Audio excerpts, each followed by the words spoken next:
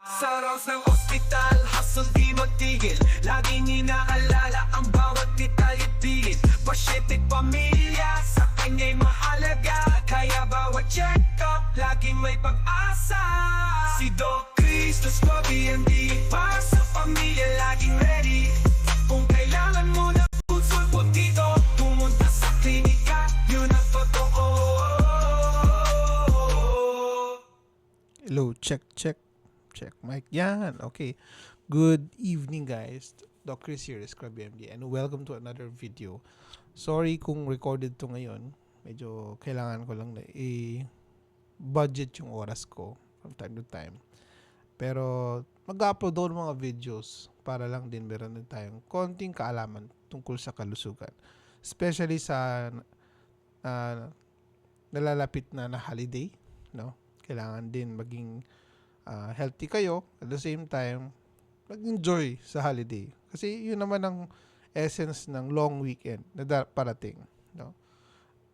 Pero punta tayo sa kaalaman tungkol sa kalusugan. May binanggit ang Department of Health na kailangan maging maingat tayo sa tinatawag na holiday heart syndrome. Okay, nabanggit dito sa isang news post ng GMA News. Basahin natin.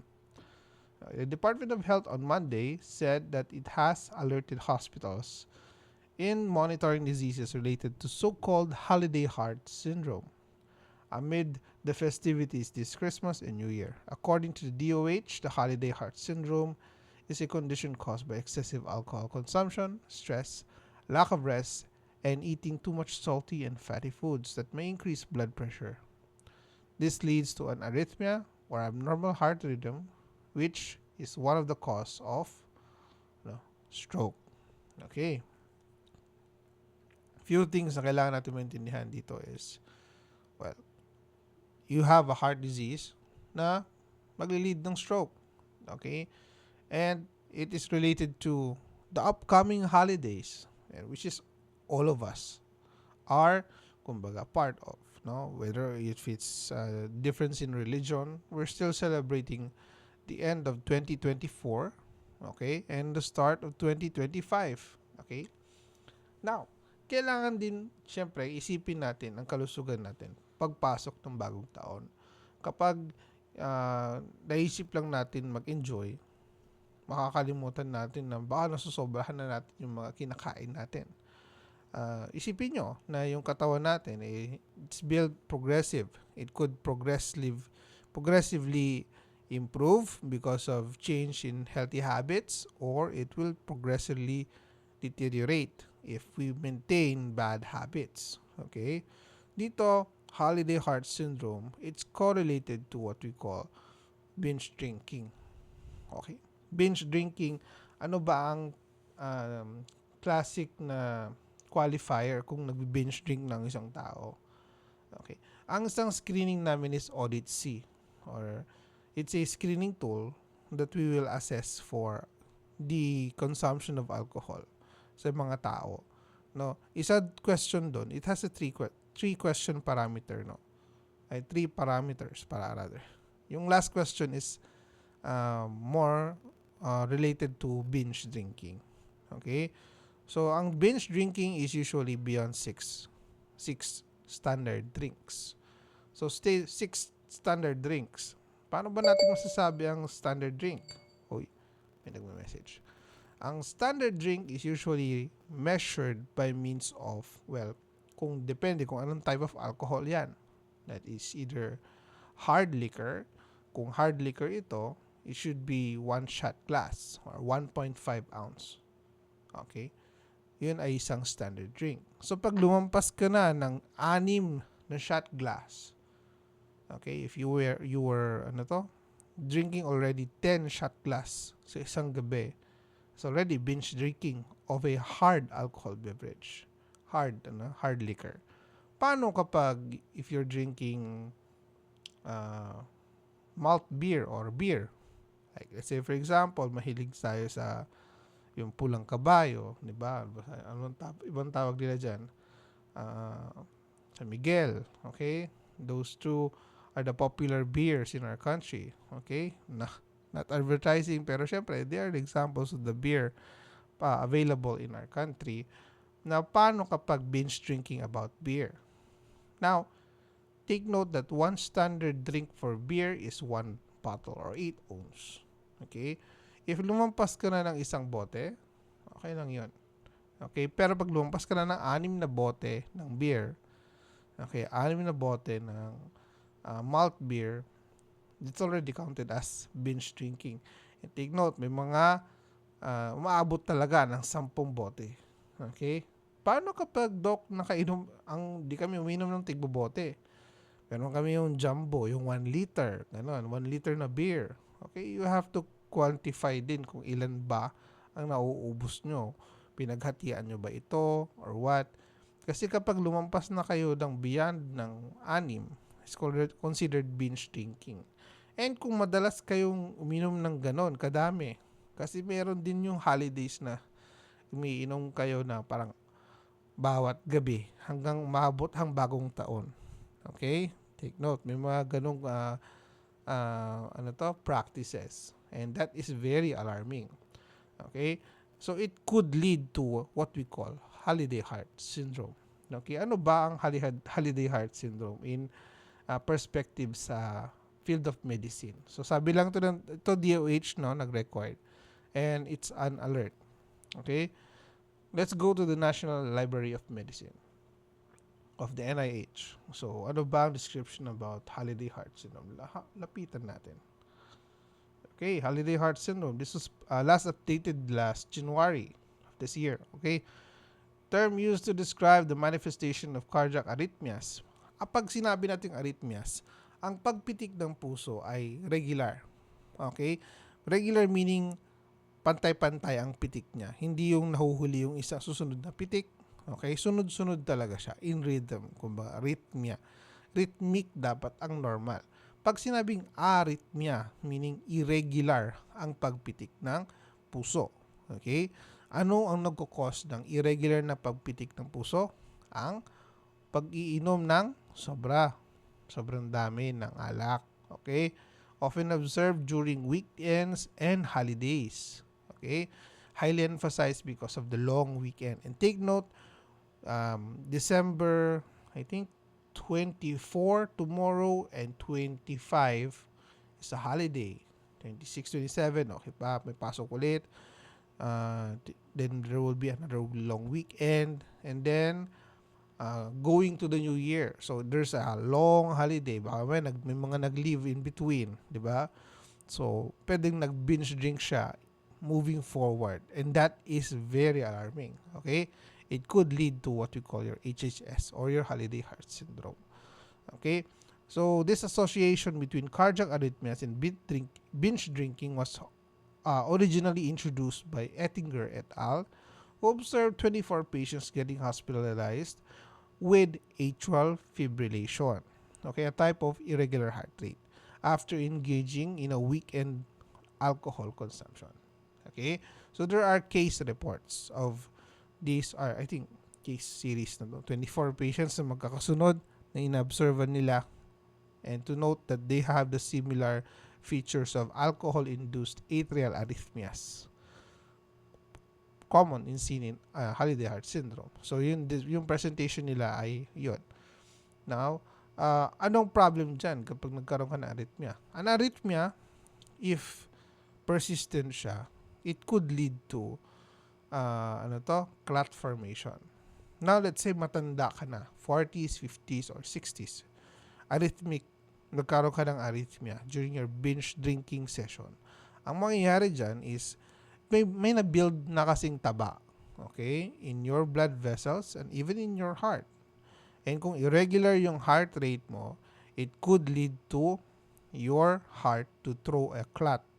Magtatapon siya ng bara or yung namuong taba from your heart. Kasi hindi regular yung pag-pump, yung mga nakaipon sa lining ng heart or even the blood vessels could break, okay, from the lining and iba pwedeng bumato sa circulation.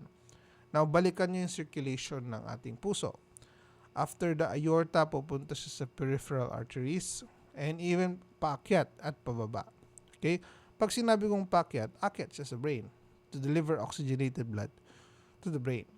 Now, kapag dun sa area na yon ay nagkaroon ka ng clot, okay, na nabato doon due to the arrhythmia, it could lead to stroke. Ang tinatawag natin doon, saan nanggaling yung clot? Sa heart, going to the brain, cardioembolic stroke. Okay, cardioembolic stroke is a type of stroke that could happen in this situation. Now, yung situation na yon, it could lead to ischemia, okay, in a particular area kung saan anong blood vessel ang nabara, isang parte ng utak ay mawawala ng oxygen. It could lead to the death of neurons dun sa area kung nagkaroon ka ng stroke. Okay? So that would be one of the complications of your holiday heart syndrome.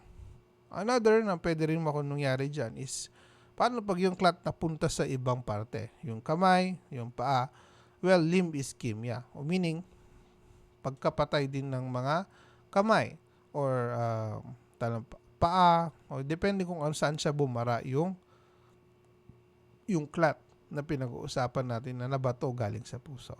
Okay? So, that is a deadly condition. Okay? Stroke is not kumbaga, a mild condition at all. It's always an emergency. So, ayaw naman natin na mangyari yon. And take note, ano mga phases na kailangan makita natin sa mga pasyenteng may stroke. So, balitaan natin yung word na phases. Phases. Phase stroke. So, for visual representation, EFAS. Phases. Hindi. Yan. So, what are, kailangan, BFAS, ito pa, mas kompleto pala to. BFAS. Yan.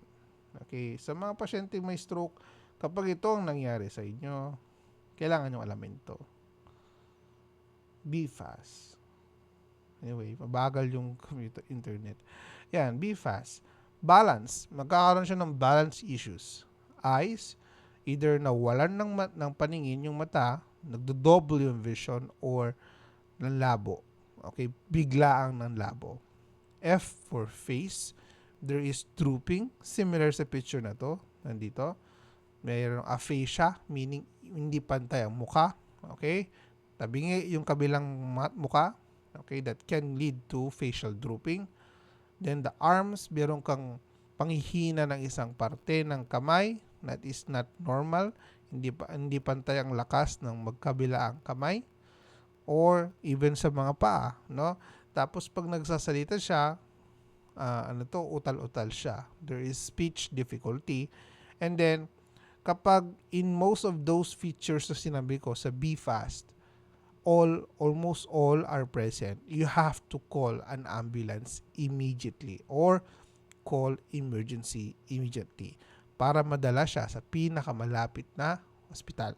Kasi, after niya uminom ng marami, okay, pwede siyang nagkaroon ng cardioembolic stroke due to, okay, holiday heart syndrome.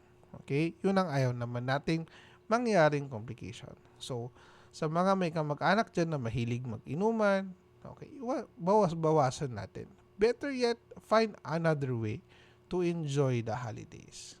Okay? So, that is the, most dreaded thing that we don't want to happen. There are other conditions na pwede rin mangyari during binge drinking.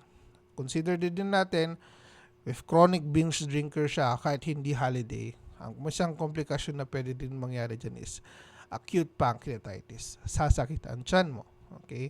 Severe, boring, and burning and dull, aching pain in the epigastric area. Sobrang sakit, namimilipit. And there are features na either nagkakaroon siya ng pasa sa gitna ng tiyan or sa tagiliran. Okay? So, features of pancreatitis could present kapag chronic binge drinker din. Aside from, okay, holiday heart syndrome, that could lead to stroke. Okay. So, hanggang dun lang naman. I hope may mga nakuha kayong ideas for some advice for the family members. Find another way, okay, to enjoy the holiday. have recreational activities that would be engaging to all ages. Okay, it could either be a karaoke, okay lang, sing-alongs, parlor games. Okay, avoid alcohol. That's very important. Avoid alcohols, avoid cigarettes. Firecrackers are already no longer recommended for holidays. Iwas tayo sa paputok para makabilang pa tayo. Okay, from 1 to 10.